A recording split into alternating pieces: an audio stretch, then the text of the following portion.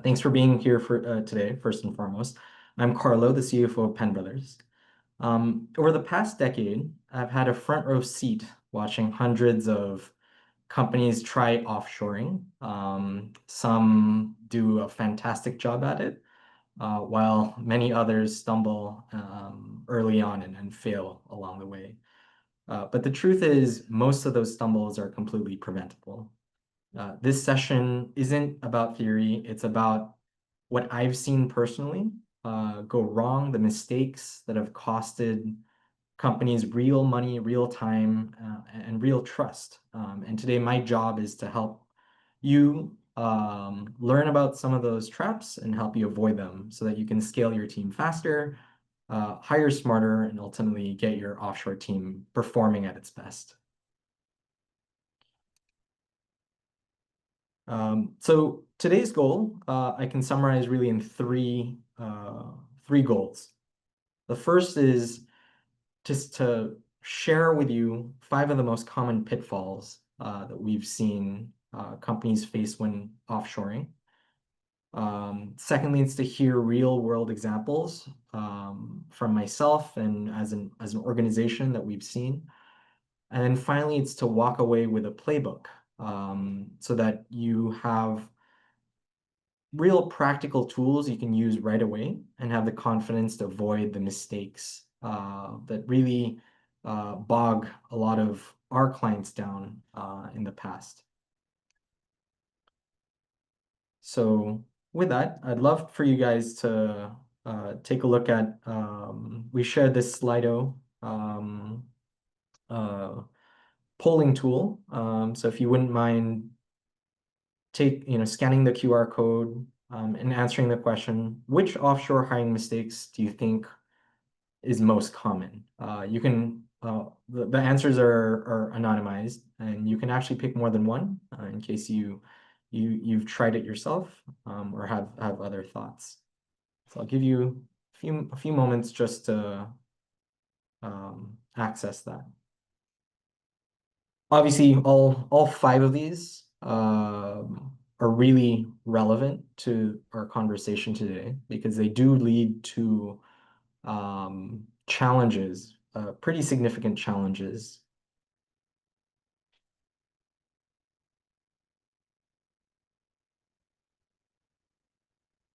To kick things off, fail number 1, no role clarity equals fast hires and ultimately fast fires. This is actually a story that came from the pretty early on. I want to say about 8 years ago. There was a company that wanted to hire 3 offshore accountants in just 2 weeks. They didn't scope deliverables. There's no onboarding and no clarity about what success looked like. And I'm guessing you guys know the outcome, but after 60 days, basically deadlines were missed, reports were not great, and all 3 hires were gone, either because they were managed out due to performance or because they resigned because they saw the writing on the wall. So why does this happen? I think in this particular case, our client basically overreached or overreacted to a very specific pain point, which is we need help now.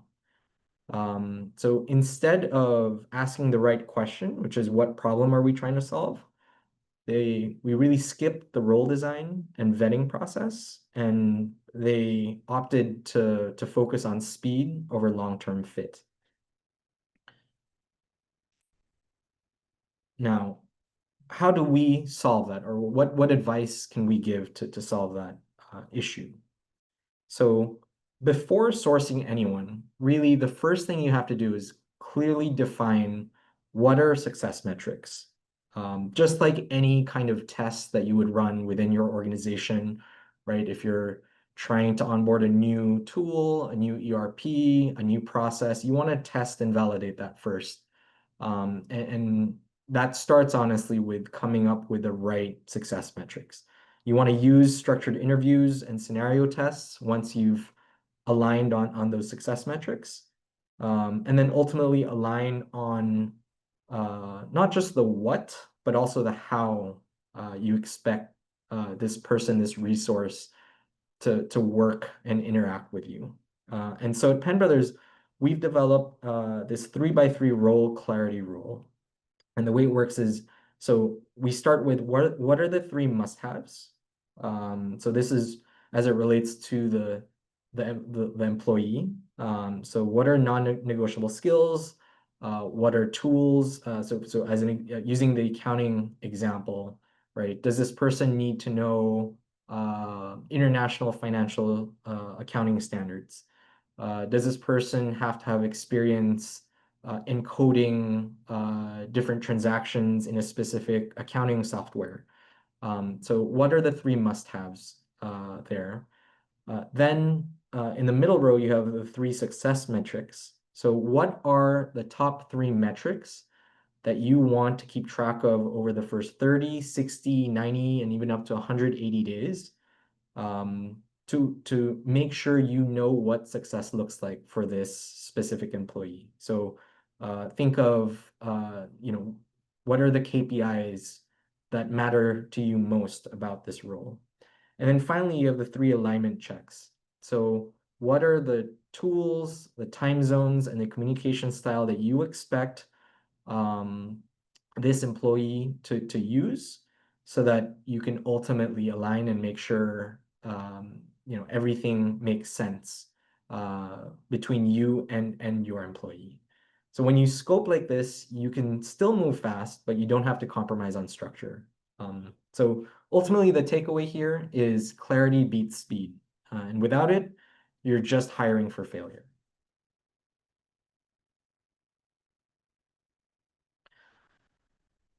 So moving on, fail number 2, no onboarding equals no buy-in. So this is another story. This is probably a client from 2 years ago. So the client hired a brilliant analyst, a really, really strong analyst with us, fantastic resume, really great test results, interviewed very, very well. But after they started in, real team meetings, they never spoke up. Weeks went by and it felt like they were basically, flies on the wall or wallpaper. They didn't engage in any kind of conversation during um, uh, team meetings. So why does this happen? Was it because we found the wrong person? Um, that is often the first thing you'd think about. But actually, based off of what we've seen, there's more underlying issues associated with this. So the top three reasons of why this happened is that A, there's no cultural onboarding. So there's no sense of understanding, right? So this person was very, very good, but they ultimately weren't aware of the cultural norms that our client had. For example, speaking up, speaking out of turn, making sure that their voices are heard. That wasn't really discussed, and the employee ultimately felt like they didn't want to step out of place or out of line. Secondly, there was no regular feedback loops. So there's no ability to give the feedback that, hey, we'd love it if you could speak more. We'd love it if you could engage more and be more present and more active as part of these conversations. And then finally, is very poor documentation. I think the underlying assumption was that this person would be a plug-and-play solution and would fit right into the organization. But because there was nothing really said or written, things kind of fell apart very quickly. So what is our fix for this? So at Penn Brothers, we created this 180-day hypercare process that if I can just walk you through it. So in the first 30 to 60 days, the goals here should really be to celebrate early wins, give the appropriate amount of feedback, and check in regularly, right? So just like anyone in a new role or a new job, uh, the first 60 days are critical in terms of just making sure that if I'm the employee, I completely understand what you are looking for as my manager. Um, After that, between 60 and 120 days, that's where we try to focus on reviewing workflows and coach for excellence. And then finally, when you hit the 180-day mark or 6 months, that's when you can start setting goals for growth and long-term contribution. So the point here is that you want to treat offshore hires just like core team members, not add-ons, not, oh, you work you work in the Philippines, you're not really part of this team, you're an island on your own. No, that's whenever we've seen clients approach employees like that, offshore employees like that, that's typically a really big red flag for us. You want to make them feel again like they're part of your team. So that means sending asynchronous onboarding kits, record intro videos so you can explain again your company values and all the things that you care about as an organization. You want to make them visible within the team, so also introduce them to their coworkers and other members of the team that you expect them to work with. And ultimately to show them that they matter. The takeaway here is culture doesn't happen by chance, it's designed. Even if it's remote, even if it's a remote role, culture matters and you have to make it happen.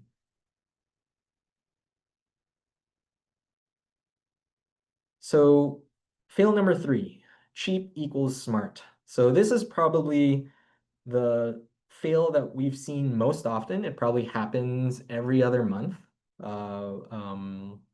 whenever we meet new clients.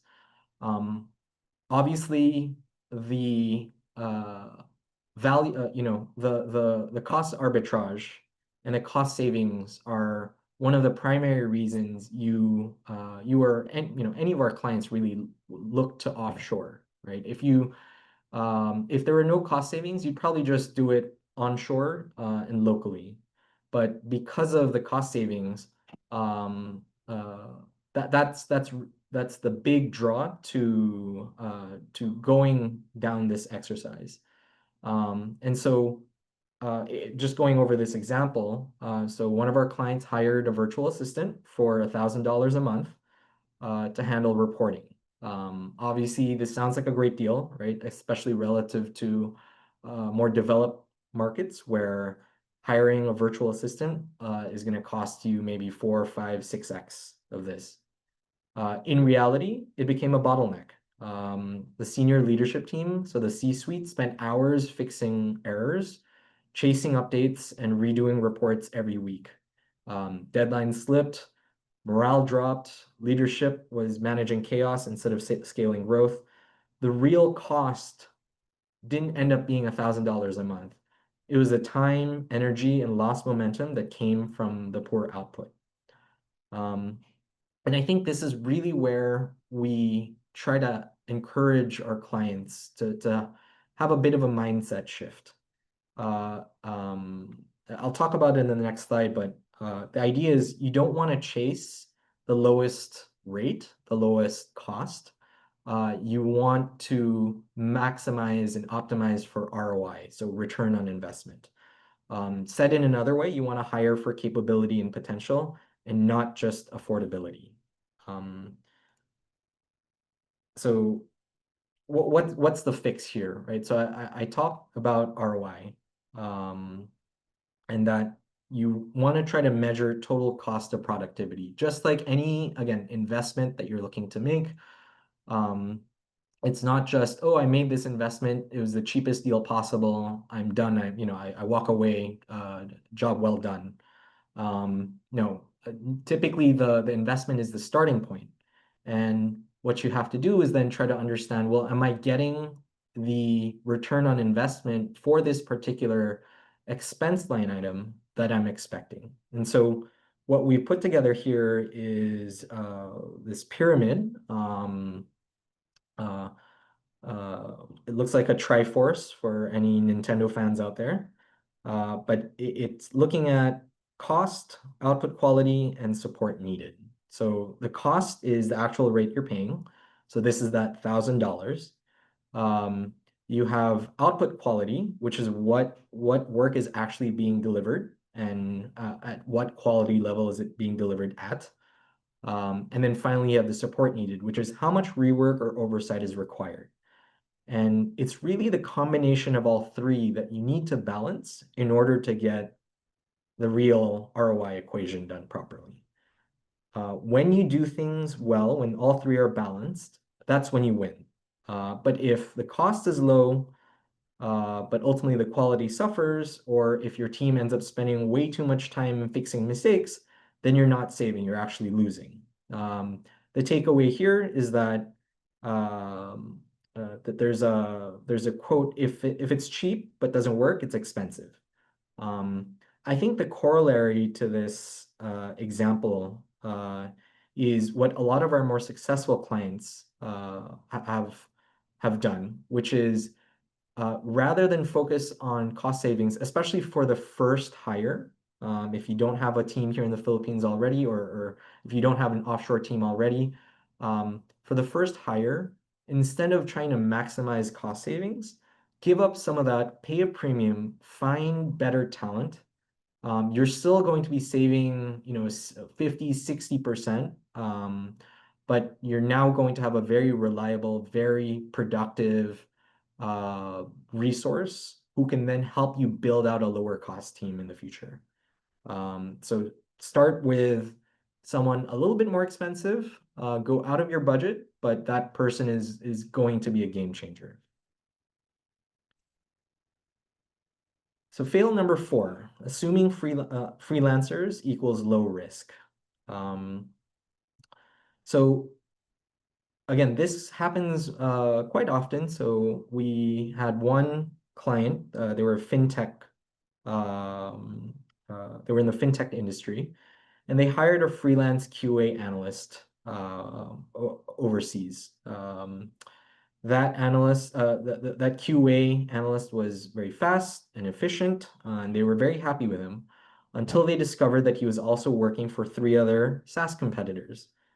That meant that really sensitive bug reports and customer data were potentially exposed. There was no malicious intent, if we were being honest. It was just simply no exclusivity and no data controls. So why does this happen? So because I think it's this problem that when you work with a freelancer, you think they're employees, but they're really not. And as a company, you give them access to live system data, you share sensitive files on Google Drive, you add them to your Slack, and you provide zero guardrails. And when you combine that with no visibility into their work and that contracts typically are not enforceable, um, uh, that's a recipe for disaster, or that can lead to a recipe for disaster. Now, we're not saying that freelancers don't work. I think there are definitely use cases for using a freelancer, especially when it's a very limited scope, right? You have a very specific project that you want them to work on, or it's for staff augmentation. You only need the additional support for a short amount of time. I think that's a perfect time to use freelancers. So again, by no means are we saying don't use freelancers. But if you want them to work, the key here is really to treat them more like vendors and less like employees. So what do we mean by this? You want to use clear contracts with NDAs, IP clauses, and data agreements. You want to limit access by default and track it. And you want to definitely assign someone internally to oversee the work. Again, so thinking of them as an external third-party consultant coming in. You're not going to tell them everything and give them access to whatever they want. And you again want to limit the scope of work that you're giving to them. I think ultimately, though, if you find a freelancer that you truly trust and you want to keep long term because they've done a really, really good job, that's when you should consider locking them in full time. Um, uh, I can only speak about the Philippines when it comes to this, but typically speaking, freelancers, when someone becomes a freelancer, it's a very short-term mindset, right? You're looking for short-term projects, nothing really full-time. And so what ends up happening is uh, they um, they will not think of their client also from a long-term standpoint. And so when you hire them full time versus if they're purely a freelancer, you can offer them much more sustainable benefits. You can build exclusivity and you can protect both sides, so both the employee and the employer in those situations. It may cost a little bit more upfront, but the ROI in our experience has been much higher. And we've helped a number of our clients transition their freelancing team into a full-time employment team. Um, one little caveat also to note, a lot of freelancers don't actually pay the proper taxes and aren't compliant when it comes to paying for government benefits, like Social Security or healthcare packages. So it's a very short-term mindset, but in the long term, it really doesn't work. And so when you're looking to build a long-term sustainable team, you definitely want to lock them in as full-time employees rather than sticking to the freelancer model. Okay. And the final fail for today is good talent equals potentially shouldn't be mixed with bad visibility. Um, so a common complaint I've heard is our offshore resource is great, but deadlines always slip. Is this a person problem? Did you find us the right person? Or, is this just bad, really bad fit or, bad hire ultimately? And at face value, that's typically the easiest and most logical reason to point out, right? We just hired the wrong person. We need to find someone better. But when we dig deeper, the issue typically isn't talent, it's visibility. There are no asynchronous check-ins. There's vague accountability. There are time zone blind spots that cause overnight delays, right? There's all these actual underlying issues, which then lead to this problem. Um, so what is our recommendation to fix this?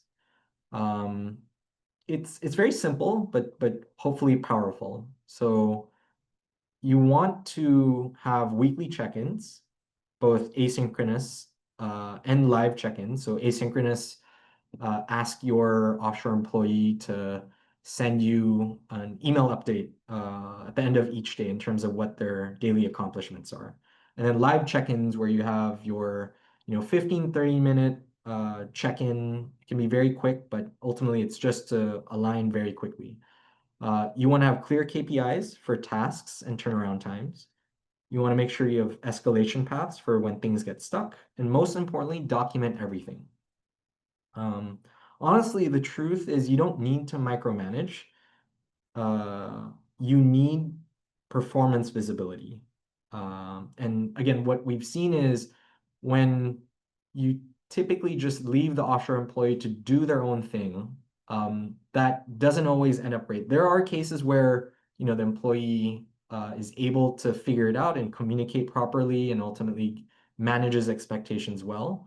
But if you're creating a system and building a team where you're going to hire a variety of professionals to join your organization, then I think it's important that you make sure that these systems are set up properly for accountability and visibility so that there's a way to ultimately check in and make sure that when things slow down or when things get delayed, that there's a way to catch up. Um, So yeah, those are the five things we wanted to share with you guys. So if I may just zoom out and bring it all together. Um, Offshore hiring doesn't always fail because of talent. It fails because of structure. Get the structure right, and talent thrives. I think this is true not just for offshore, but really all remote work and even on-site work, right? When you don't have the right structure, the right KPI setting, the right check-ins, the right amount of interaction with your employees, you're not going to get the best results. Um, so with that, my challenge for you today is hopefully that you don't repeat the mistakes that we just discussed, and that you build better and scale smarter. In terms of next steps, there are two pretty easy things that we can do for you. First of all, we're more than happy to book a free discovery call with our team. We'll walk you through options, challenges, and what strong offshore team setups look like. We also do talent market scans for you so that you can also get a sense of what price points are here in the Philippines as you build out your offshore team. And that's all part of the free discovery call process. Um, the second thing that we can do is download our Offshoring for Beginners guide. So there, we've documented a few more practical and more straightforward points that you can, again, use to help you start your journey, your offshoring journey. Um, we will also send that to you over email, by the way, so no worries if you're too busy or can't find it on our website. And so with that, thank you for your time and attention today. Offshoring, I know can either frustrate you or can really be the fuel to growth. And the difference is how you set it up. And I hope the session today enlightened you a little bit on some of those pitfalls, and again, will be the right way to start your offshore journey. And so with that, let's open it up for questions. I think there were a few questions that got sent out. So the first question in the chat was, how do you confidently vet and trust offshore talent before hiring? So, I mean, just like any other recruiting process, right? Whether it's offshore or onshore, it starts with having a good recruiting team and a good recruiting process. So at Penn Brothers specifically, we have a team of about 16 recruiters whose sole job it is to find qualified candidates to put in front of our clients and get them to interview.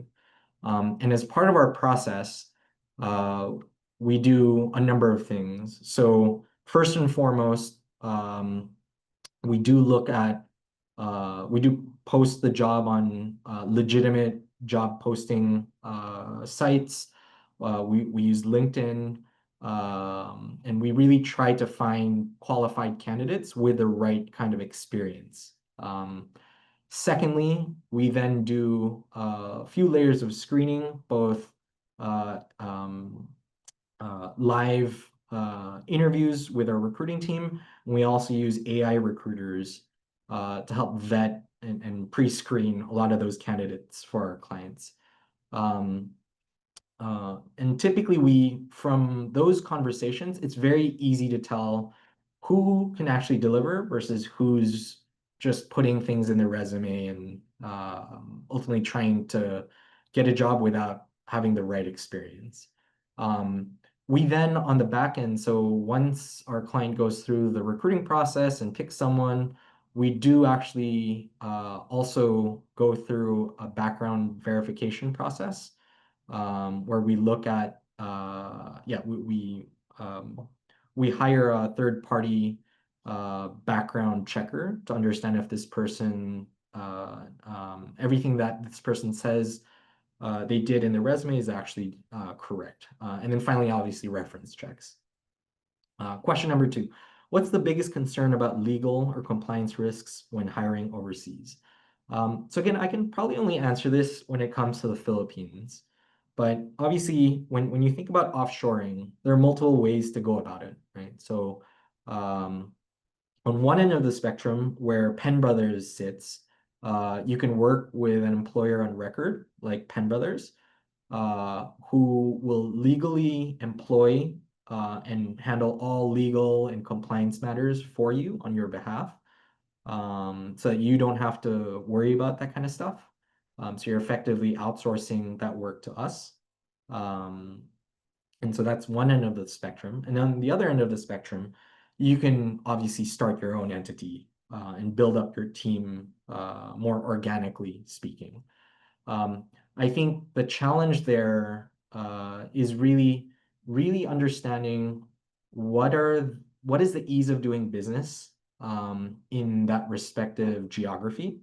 Um, because I mean, I'll tell you right now in the Philippines, the ease of doing business is quite low. So there's a survey done every year, and I think we rank in the bottom 10 worldwide.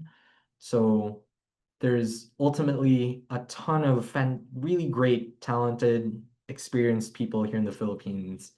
Um, but in order to tap that market, it really takes either scale.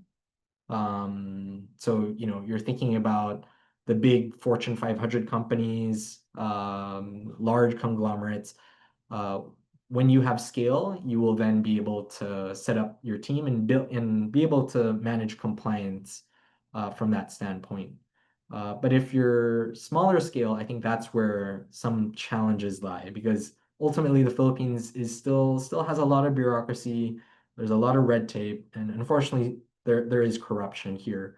And so if you don't want to deal with that, but still want to take advantage of again this great market for talent, then that's where you can go on the other end of things. How do you ensure offshore hires stay productive and aligned with your goals? I think this is something that we've discussed over the past hour or so.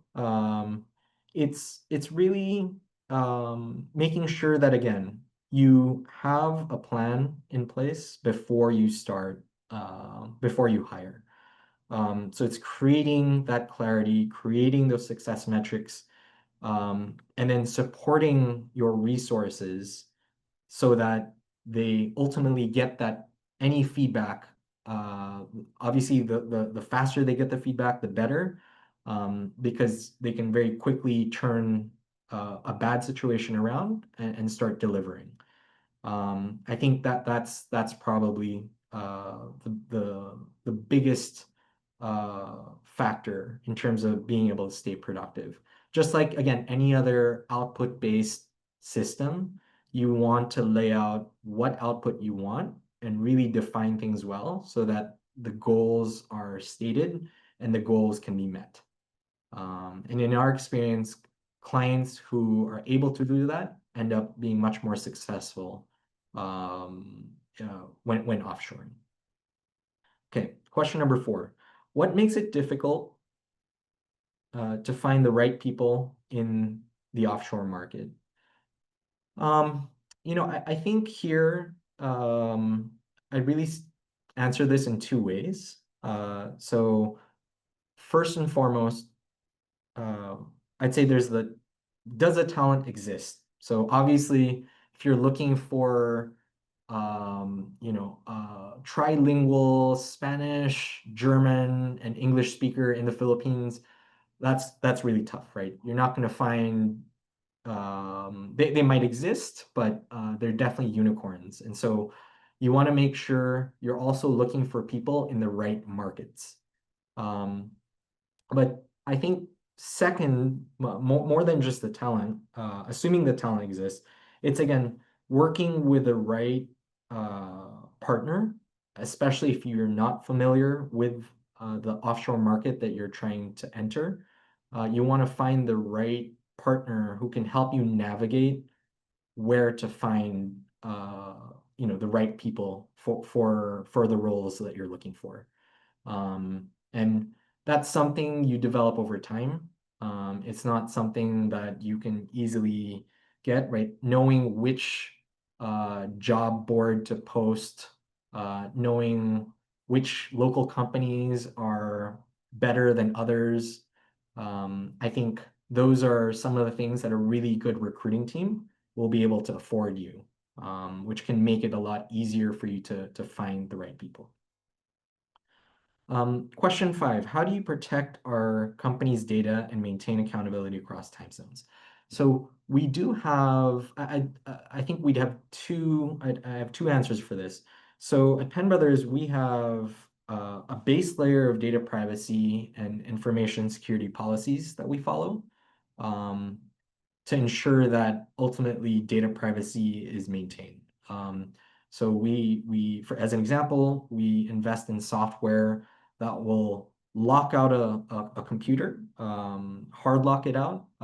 If a person, if your employee needs to be suspended or terminated for any reason, we can, clicking a button, we can lock that person out. Now, obviously, that works for the vast majority of our clients. We do have other clients though who have much higher requirements from a data privacy standpoint, typically because they work within a regulated industry. So there we work with our clients and can customize, I guess, the laptop and equipment setup in such a way that all the systems conform with your higher level of data privacy and security requirements. Okay. Last question from Ivan. Coaching is a critical element with offshore teams in general for all staff. What have you seen works best at PB? Yes, so coaching is critical and it is part of our that hypercare process I mentioned earlier. So for the first 6 months, we really try to engage with both our clients and employees to understand how they're feeling, where they feel like there might still be gaps in understanding or gaps in communication, um, so that we can ultimately better align our client and our employee so that they can see eye to eye. A lot of times there is a cultural component to this, which again, we also walk a lot of our clients through in terms of how to work with Filipinos. But in general, coaching is a big part of our process to make sure that yeah, things are ultimately aligned and that people understand exactly what they're supposed to do. Um, uh, and it takes, there's this saying, it takes a village to raise a child. In a very similar way, it takes a village to also develop strong talent. And for you and your local teams, you have local HR to help support that. Our job and really our primary job for our clients is to be your HR partner here in the Philippines to help explain, to help bridge gaps, to again uh, help people and companies better understand each other. And I think that's one of our strengths and ultimately something that you have to look out for when you think about offshoring. Okay, great. Thank you so much for your time, everyone. Really appreciate your time. I know it's middle of the day, but I hope, yeah, everyone learned something new. Thank you, everyone, for coming again, and appreciate you joining us today. We'll send you a copy of this as well, so you can review it. Thank you.